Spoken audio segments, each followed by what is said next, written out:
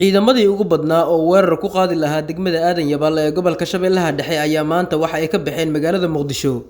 Ciidamadan waxay hordhac u yihiin ciidamada Turkiga ee loogu talagalay in degmada Aadan Yabaal weerarka ay ku qaadaan. Waxaan idinkula wadaagi doonaa qaybtan tiradooda ciidamadaas iyo sidoo kale qaybaha kala duwan ay ka howlgali doonaan. Waxaa sidoo kale qaybtan idinkula wadaagi doonaa ciidamada Turkiga ah ee soo gaaray magaalada Muqdisho, tiradooda hubka ay wataan iyo dagaal cusub oo mar dhow ka qarxi doona deegaano ka tirsan gobolka Shabeellaha Dhexe.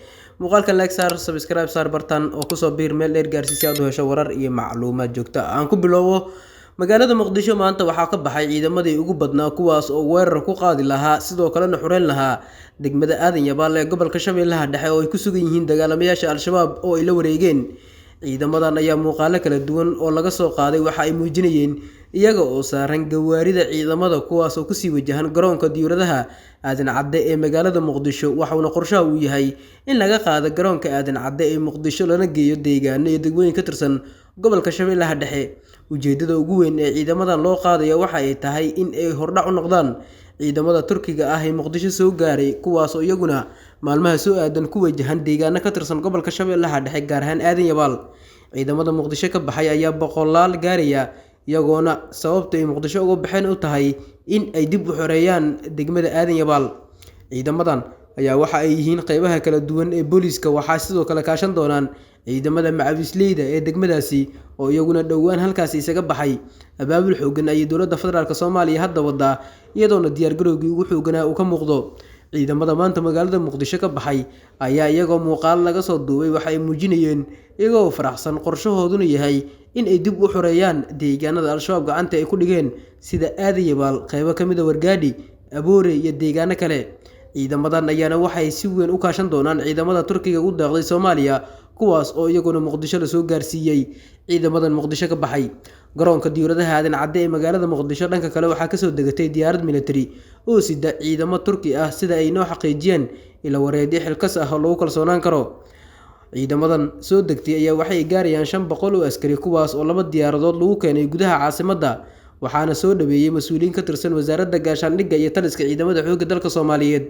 Wararkan helayna waxa ay tilmaamayaan in ciidamadan ay laftirkooda hordhac u yihiin ciidamo kale oo kasoo socda dalka Turkiga kuwaas oo tiradooda lagu sheegay ilaa 2500 oo askari. Ujeedada ugu weyn ee Ankara usoo daabulaysa ciidamadan waxaa lagu sheegay inay tahay inay gacan siinayaan dowladda federaalk Soomaaliya inay ka qayb qaataan howlgallada dib u xoreynta dalka iyo dagaallo adag ee haatan ka socda deegaano ka tirsan gobollada dalka oo laguna jiro dagaalamayaasha Al-Shabaab.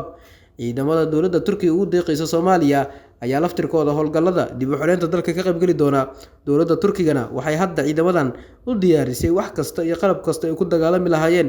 Waxay sidoo kale ciidamadan caabin doona diyaarado drones ah iyo sidoo kale hubkii ugu faraha badnaa oo ay laftirkooda wataan. Horey Turkiga ayaa Soomaaliya u soo gaarsiisay diyaarado dagaal oo casri ah kuwaas oo haatan ka qayb qaata weerarada cirka ah ee lagula beegsado dagaalamayaasha Al-Shabaab kuwaas oo door weyn ka qaatay howlgallada haatan ka socda gudaha dalka. Waxaa sidoo kale sheegayaan wararka in Turkiga uu taageero militari oo isugu jira tababar iyo qalab uu siiyo ciidamada xoogga dalka Soomaaliyeed oo haatan ka tirsan ama sidoo kale ku tiirsan xukuumadda Ankara. Si kastaba bishii Julaay ee sanadkii hore 2024 baarlamaanka Turkiga ayaa meel mariyay mooshin uu saxay madaxweynaha dalkaas Recep Tayyip Erdogan kaas oo ogolaanaya in ciidamo militari loo diro Soomaaliya muddo 2 sano ah kuwaas oo haatan soo daadgureyntooda ay ka bilaabatay kadib markii la keenay 500 oo askari.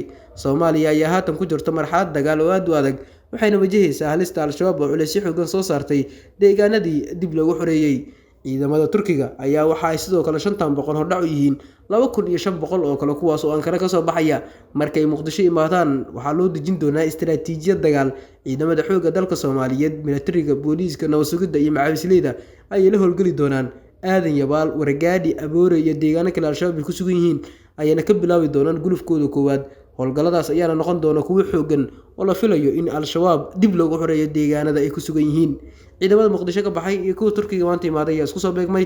Labadaas ciidanna howlgalladii ugu dambeeyay ayay fulin doonaan haddii dowladda Soomaaliya qorshaheedu ay si rasmi ah ay u fuliso.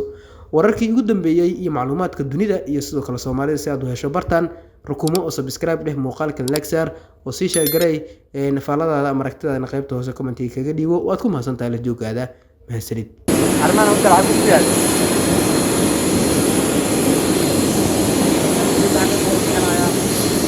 और उत्तर पर रहा जानियो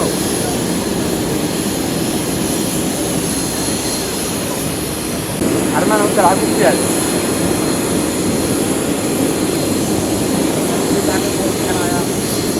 और उत्तर पर रहा जानियो